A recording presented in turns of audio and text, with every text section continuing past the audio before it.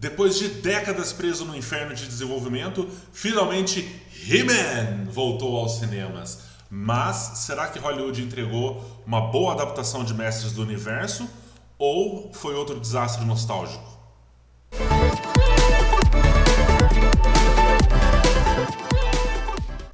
E aí, meus jovens, beleza? Tudo bem com vocês? Bruno Biagi aqui, falando diretamente da Caverna do Gordinho, mais novo ambiente, diferente dos últimos vídeos que era na minha sala. Agora nós estamos aqui praticamente numa caverninha aqui com o máximo de iluminação que dá para fazer. Temos um pouco aqui ó, de conteúdo nerd, minha espada dos Thundercats aqui, alguns bonequinhos aqui, né? E estamos aqui aos poucos montando um ambientezinho mais nerd que eu sempre sonhei. Então resolvi passar os vídeos para cá, começar a fazer aqui a câmera. Estou usando a câmera do computador, então isso explica um pouquinho da qualidade um pouco mais defasada. Mas aos poucos a gente vai melhorando, aos poucos a gente vai desenvolvendo o nosso trabalho aqui. O que importa é voltar a conversar com vocês e a gente voltar a se comunicar e fazer novos vídeos aqui, bater esse papo sobre filmes, sobre séries, sobre jogos, sobre coisas do mundo geek, mundo nerd, que afinal de contas quase não tem canal nenhum que faz isso, na verdade. São pouquíssimos na internet. Todo mundo hoje em dia quer viver falando de videogame, quer viver falando de quadrinhos, quer viver, enfim, falando de cultura nerd. Não tem nada de errado com isso, não me entendam errado, tá tudo certo. Só é engraçado a quantidade de pessoas. Na minha época, eu sou da época que a gente tomava, os gordinhos tomavam tapa na nuca e beliscão na teta para poder falar de anime, falar de quadrinhos, falar disso aí. E hoje em dia é uma grande moda e grande fonte de renda para muitos. Enfim, é uma grande demagogia isso também.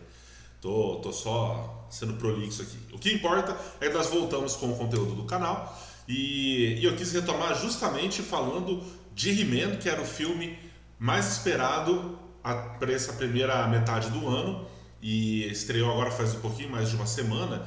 E curiosamente ele tem feito um sucesso enorme no Brasil, mas não tem sido tão bom lá fora.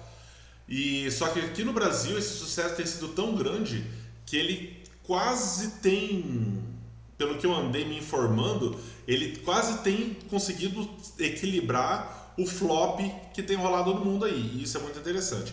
E esse filme me preocupou um pouco no começo, quando eu vi os trailers, principalmente por conta das mudanças que eles fizeram nos personagens, na etnia e algumas características, em virtude de toda aquela questão de cultura woke, lacração, enfim, várias coisas que eu abordava bastante nos vídeos anteriores que eu fazia. E ainda, apesar de que nesse período, um pouco mais de um ano que eu fiquei sem fazer vídeo aí, esse debate ele tem baixado bastante, mas ainda existe resquícios dessa questão da cultura woke aí por aí. E esse filme tem sim um pouco disso, mas a gente vai falar melhor sobre isso na hora de destacar os detalhes do vídeo, beleza? Eu comecei o vídeo na abertura falando que o filme saiu de um inferno de desenvolvimento para finalmente chegar nos cinemas. E isso é um ponto curioso. Várias versões do filme tentaram ser produzidas durante esse longo período, desde aquele filme de 1987 com o Dolph Lundgren. Vocês já viram? Se vocês não viram, ó um pedacinho aí para vocês. Pelos poderes de Grayskull, eu tenho a força!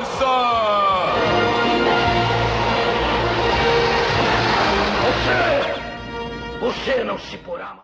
Pois bem, na verdade, é praticamente um clássico cult esse filme do He-Man do Dolph Lundgren.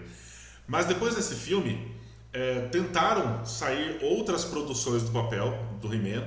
A Sony tentou produzir o filme, porém por vários problemas de produção ele não saiu do papel. A Netflix tentou produzir um filme, além de produzir aquela animação que tinha tudo para ser excelente, mas terminou como uma porcaria, justamente em virtude da influência da cultura woke. E nesse trabalho, nesse projeto da Netflix, ela chegou a gastar algumas dezenas de milhões de dólares para começar a produzir o filme. Havia sido escolhido um outro ator para ser o He-Man e acabou, no fim das contas, não saindo do papel. O filme não se completou.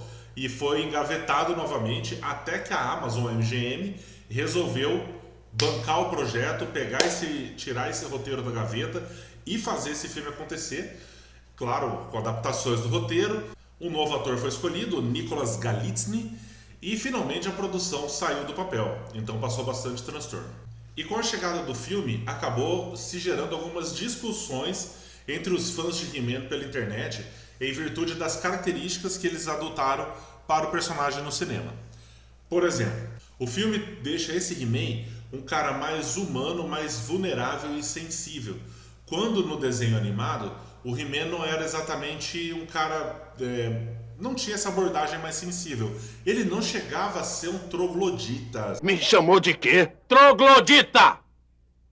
Menos mal. Eu tinha entendido poliglota. Sei lá, um brutamontes que só pensava em combate.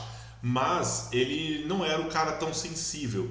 Então esse foi um ponto que eles mudaram tanto na versão do Adam, quanto ele transformado em He-Man, ele se tornou um cara mais sensível, um cara mais emocional, né? Então essa foi uma mudança que eles fizeram. E aqui entra um ponto bem interessante. Em uma das entrevistas que o ator Nicholas Galitzine deu, durante as entrevistas para divulgação de filme, ele disse que se sentiu uma fraude quando vestiu a roupa a primeira vez. Justamente por quê? Porque quando começou a divulgar as primeiras imagens de que ele seria o He-Man, ou melhor, as primeiras informações de que ele seria o He-Man, os fãs criticaram demais ele, principalmente em virtude do porte físico dele, de como ele estava, como estava o shape do cara, porque ele não estava com esse shape. Ele não estava com o shape que os fãs consideravam o ideal para fazer o personagem, visto que no desenho o He-Man é amplamente conhecido, né, e marcado pela musculatura, pelo porte físico musculoso e ar de fisiculturista, a palavra me fugiu. Então, e o Nicholas Galitzine, ele não era esse cara com esse porte, né? Esse shape de fisiculturista, de maromba. Então, ele sofreu muitas críticas dos fãs e isso fez com que ele, na hora de fazer a primeira prova do traje, né, o traje do He-Man mesmo, o coletinho, a sainha, ele se sentisse meio que como uma fraude ali, né? Em virtude disso, o ator fez uma mudança física pesada, com uma dieta de mais de 5.000 calorias por dia e treino e musculação daqueles assim, ó, de molhar a tanguinha. Já que ele é o He-Man, ele treinava de tanguinha, acho. Enfim. Agora, pessoalmente, eu devo confessar que eu fui uma das pessoas, não que fui criticando na internet, mas que em rodas de amigo, e pra minha opinião, eu critiquei. Eu achei que ele não estava no shape ideal para fazer o He-Man, não. Mas, no filme, eu também confesso que ele me deu um belo de um cala-boca. Porque o cara tava com um shape bacana, o cara tava no shape legal, e a hora que ele se transformou em He-Man na primeira vez, enfim, eu falo mais no final disso, mas a hora que ele se transformou em He-Man a primeira vez, ele provou que ele merecia o papel. Ele estava ali pelo papel, se dedicou ao papel e respeitou o personagem. Isso é o mais importante quando um ator vai fazer. Para mim, pelo menos como fã, eu acho que o mais importante é quando o ator busca conhecer o personagem e respeitar o personagem para poder interpretar ele da melhor maneira para os fãs. Quanto à abordagem mais humana, que foi bastante criticado dele, não acho que chegou a ser um problema, não. Depois eu até revi alguns episódios do He-Man, né? Porque fazia muitos anos que eu não assistia.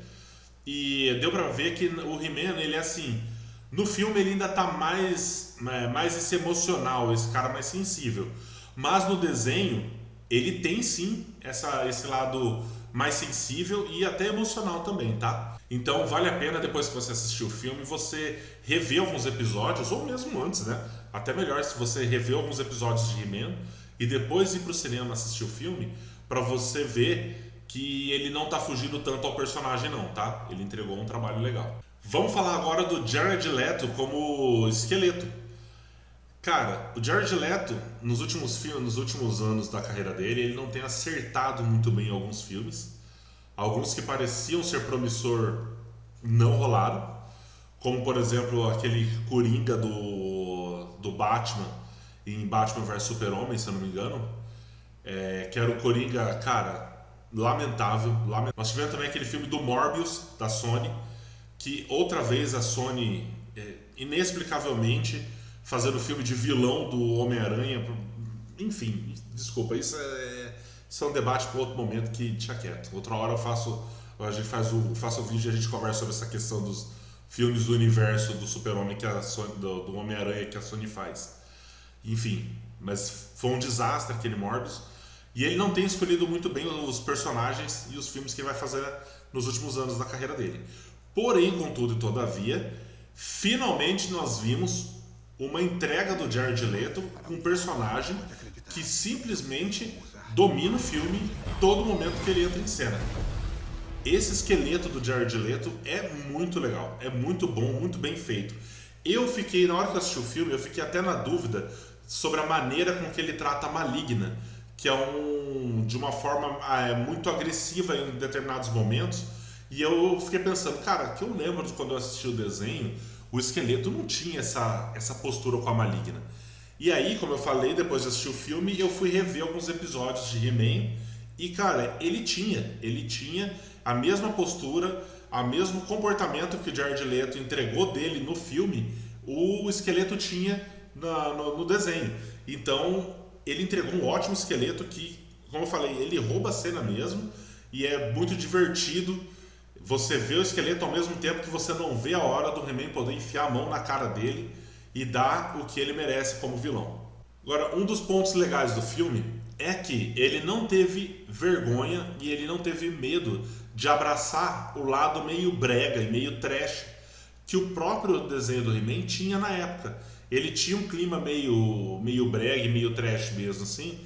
E o diretor, Travis McKnight, ele não teve medo de fazer essa abordagem no filme e trazer essa visão. Não sei se seria a visão o termo certo, mas o clima, talvez o clima seria mais certo. Trazer esse clima que era o clima do desenho. Então, todo o clima, essa ambientação do desenho, essa sensação dos anos 80 está muito bem interpretada, muito bem representada dentro do filme. E isso é bem legal, principalmente para quem era fã, quem assistiu o desenho naquela época, como eu, que era apenas um jovem padawan. É muito divertido, muito gostoso você rever isso, ao mesmo tempo que eu acredito que também é capaz de trazer novos fãs para a franquia. Eu fui assistir o filme, por exemplo, com a minha esposa e os meus filhos. E os meus filhos, eu já tinha mostrado alguma coisa de He-Man para eles antes, dos desenhos, e depois do filme, eles ficaram mais interessados no personagem, porque eles viram a minha maneira, como eu fiquei envolvido com o filme, e eles também acabaram se envolvendo. E isso não é só porque o papai gostou. Não, é porque o trabalho do filme foi bem feito em resgatar esse clima até nostálgico com relação a como eram as obras nos anos 80. E parte desse clima é composto justamente pela oscilação, digamos assim, entre a coisa séria acontecendo, que é a ameaça de um vilão, e os momentos de comédia. Os momentos de piada e tom cômico do filme, eles entram em pontos que, na minha opinião, são bem certeiros. São certeiros e na medida certa. Não é exagerado, gracinha demais, e também não é aquela piadinha, sabe, de assim, vamos tentar ser engraçado. Não, ele entra na medida certa e nos pontos certos. No ponto que o filme precisa tomar um tom um pouco mais sério, ele toma. No ponto que ele tem a brecha, aqui cabe uma piadinha legal, eles colocam. E geralmente a maior parte das piadas são relacionadas a questões que aconteciam no desenho animado, que se você fosse pensar nisso para uma abordagem de mundo real, seria uma coisa ridícula. E no filme eles conseguiram colocar isso em forma de piada e funcionou muito bem. Ficou muito legal. Agora, algumas referências ao desenho clássico que é legal da gente comentar aqui é que o Castelo de Grayskull ficou muito bem desenvolvido. Eles conseguiram deixar ele muito fiel ao desenho, ao que era o desenho dos anos 80. É muito bonito você ver o Castelo de Grayskull, você vê o reino ali dos Eternos, é muito bonito. Então fizeram um trabalho bem legal. Os demais personagens do filme, eles têm participações que são sempre muito bem desenvolvidas. A Teela, que é, né, a melhor amiga do He-Man e interesse amoroso, as participações dela são muito legais e eles desenvolvem a Teela justamente como uma guerreira e desenvolvem ela de uma maneira que você não precisa ter aquela abordagem forçada sobre a temática do empoderamento feminino. A Teela é uma guerreira, ela é forte, porém ela não é aquela diferente, por exemplo, da animação, para dar um exemplo melhor, diferente daquela animação ridícula que a Netflix fez. A Teela, ela não é o personagem principal do desenho. O personagem principal, aliás, do filme. O personagem principal é o He-Man. Mas nos momentos em que ela atua mostrando que ela tá lá para ajudar. Ela tá lá para fazer a parte dela. E ela faz bem feito. E isso é legal. Isso dá o peso que o personagem merece sem precisar daquela forçação que a cultura woke tenta impor em muitas obras. Eu sei que tem gente que fala, tem críticas na internet que falam que ela tá nessa onda woke e tal, mas ao meu ver eu discordo. Ela não tá não. Ela tá como uma guerreira forte, a melhor amiga do He-Man ali, e faz a diferença que tem que fazer sem roubar o protagonismo que pertence ao He-Man em todos os momentos que precisa pertencer. Nos momentos que o He-Man precisa conduzir a cena, o Nicolas Galitzine conduz com a interpretação dele e a Teela fica na participação que precisa, cumprindo o papel dela da maneira que precisa, e quando é a vez dela conduzir uma cena, ela faz bem feito, sem que um roube a cena do outro. Agora, um personagem que eu preciso dar um destaque é o mentor. É claro que nós temos um mentor aqui, interpretado pelo Idris Elba, que é um baita de um ator, é um ator sensacional. Só que é um dos casos que, aqui sim nós temos uma questão de lacração, porque o ator foi colocado o Idris Elba para fazer o mentor, justamente pela cultura woke, para dar aquela piscadinha para a cultura woke, porque o mentor do desenho, ele não é negro. Ele é um cara de pele branca, ele é um ruivo de pele branca. Só que o trabalho do Idris Elba, o Idris Elba, cara, ele é tão massa no que ele faz, ele é tão, desculpa, não tem outro termo, ele é tão foda no que ele faz, que começa o filme, começa a participação dele, 30 segundos, 1 minuto no máximo, você já esqueceu esse lance, cara. Você só quer ver o mentor dando porrada nos caras, velho. Porque o mentor tá muito massa. O trabalho do Idris Elba tá incrível nesse filme. Tá legal demais. Então, assim, você esquece qualquer questão de se é woke, se não é woke. Mano, tô nem aí. Eu quero ver aquele mentor dando porrada em Soldado do Esqueleto. Agora, tanto a Maligna quanto a Feiticeira, elas já têm participações um pouco mais discretas, digamos, em especial a Feiticeira, apesar dela ser feita pela Vanessa Baccarin, que ela é brasileira. A Maligna acaba tendo mais tempo de tela do que a própria Feiticeira e é um personagem bacana, cumprindo o papel como é a Feiticeira, como é a Maligna do desenho. Ela tá ali para ajudar o esqueleto, com a sua lealdade ao esqueleto, mesmo quando o esqueleto ameaça ela, quando o esqueleto maltrata ela, ela permanece ali oferecendo a lealdade dela ao esqueleto. Enfim, a personagem está muito bem representada nas telonas. Agora, um ponto preocupante para mim é a bilheteria. Como eu falei um pouco mais cedo, aqui no Brasil, o filme tem feito um grande sucesso, até com a ajuda daquele trailer que a Sony fez usando a música do Trem da Alegria. Aqui o filme tem feito um sucesso muito bom, mas ao redor do mundo não. O filme tem tido uma bilheteria bem abaixo do esperado, e isso compromete a franquia, a ideia de franquia que a Amazon tem. Porque o que eu andei me informando, a Amazon tinha ideia de fazer 3 filmes. O que é meio tradição, né? O pessoal tem feito em Hollywood e tem projetado trilogias para fazer. Então a ideia seria fazer 3 filmes com o He-Man. E com essa bilheteria baixa, eu acho que esse projeto pode vir a ficar comprometido. Porque, como eu falei, no Brasil, a bilheteria aqui tem sido tão boa que está meio que dando uma equilibrada. Mas é complicado achar que, em virtude de um país para atender um único país, o estúdio gastaria dezenas de milhões de dólares ali numa produção, visando um único país. Isso poderia não ser... eu acredito que comercialmente não é interessante, né, para nenhum estúdio, mas... Enfim, eu espero que continue, né, ou que a bilheteria melhore ao longo do tempo e que o resultado final do He-Man nos cinemas seja positivo para que a Amazon possa se interessar em fazer a continuação. Porque, se eu não me engano, foram gastos quase 200 milhões de dólares nesse filme. Eu vou pesquisar o valor certinho e eu coloco aqui para vocês. Então, se eles não tiverem um lucro mínimo necessário, eles podem perder o interesse em continuar o projeto. Então eu espero que eles consigam pelo menos o suficiente para manter o projeto, porque os próximos filmes prometem, já que o filme tem 3 cenas pós-crédito. Caso você não tenha assistido ainda, já fique atento a isso. Ele tem 3 cenas pós-créditos e as 2 últimas são as mais importantes com relação a essa questão do gancho, tá? Principalmente se você conhece a animação dos anos 80. Mas não posso dar muito detalhe, que de maneira nenhuma eu posso dar spoiler disso. Então eu espero que dê certo, porque eu gostaria de assistir essa trilogia toda do He-Man. Bom, galera, para encerrar, na minha opinião o filme entrega exatamente aquilo que sempre foi a ambientação do He-Man. Ele entregou o clima dos anos 80, ele entregou ação, entregou comédia, entregou humor.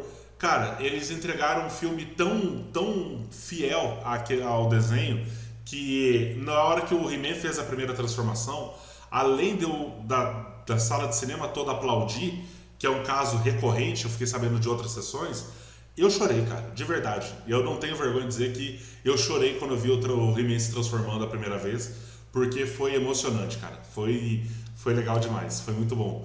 Então, se você assistia He-Man nos anos 80, anos 80, início dos anos 90, você precisa assistir esse filme.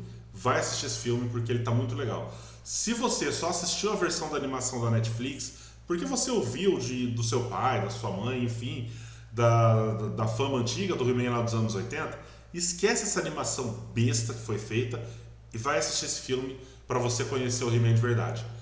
Pode ser, acho que você vai gostar mais, mas pode ser também que você não goste. Mas de qualquer forma, vale a pena você assistir para você conhecer mais do He-Man original, como ele realmente era.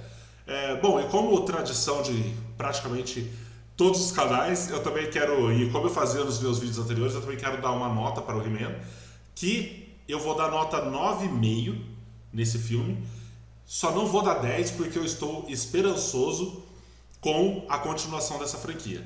Então eu vou dar 9,5 para que eu possa dar 9,5 no segundo e um 10 no terceiro, só para poder fechar bonitinho. Mas não faz sentido, né? Acho que faria mais sentido dar 10 nos 3 para fechar 10 de 10 na média, né? Tá, então apaga essa nota e eu dou 10. Pronto. Vou dar 10 pro He-Man porque eu fui pro cinema esperando assistir um filme que tomara que fosse divertido e, cara, saí de lá feliz, alegre, chorando, emocionado, e o filme entregou muito mais do que ele prometia pra mim. Então é 10. E você, eu quero saber de você agora se você já assistiu o filme. Se você já assistiu o filme, coloque aí nos comentários o que você achou desse filme. Você achou que foi legal? Não foi? Você achou que foi fiel? Não foi? Você achou que teve muita lacração? Você acha que não teve? Eu acho que a galera da internet está fazendo muito bafafá. Enfim, como eu sempre digo, aqui é o espaço que eu quero trocar uma ideia com vocês, debater sobre o filme, sobre as coisas aqui. Eu quero saber a opinião de vocês, porque senão fica só eu falando sozinho desse lado aqui e eu não tenho o retorno de vocês. Então, passo com a ideia de vocês. E como eu falei para vocês, eu estou voltando com os vídeos agora. Então, se você está conhecendo o primeiro vídeo que você está vendo do canal agora, curta esse vídeo, compartilhe esse vídeo com os seus amigos, se inscreva no canal, acione as notificações, porque de agora em diante eu vou trazer mais conteúdo para cá, não só de filme, mas de série também. Vou falar de jogos, vou falar de toda a ambientação nerd geek que eu gosto, que eu curto e outras coisas nesse aspecto. Talvez falar de coleções, aqui ó, falar sobre questões de coleção, talvez mostrar coisas de coleção para vocês. Enfim, é o nosso ambiente, é o nosso espaço e eu quero dividir com vocês, tá bom? Muito obrigado por ter ficado até aqui, por ter tido paciência de ouvir esse gordinho nerd falando aqui. Um abraço, um beijo, Deus abençoe a todos vocês e até o próximo vídeo. Valeu!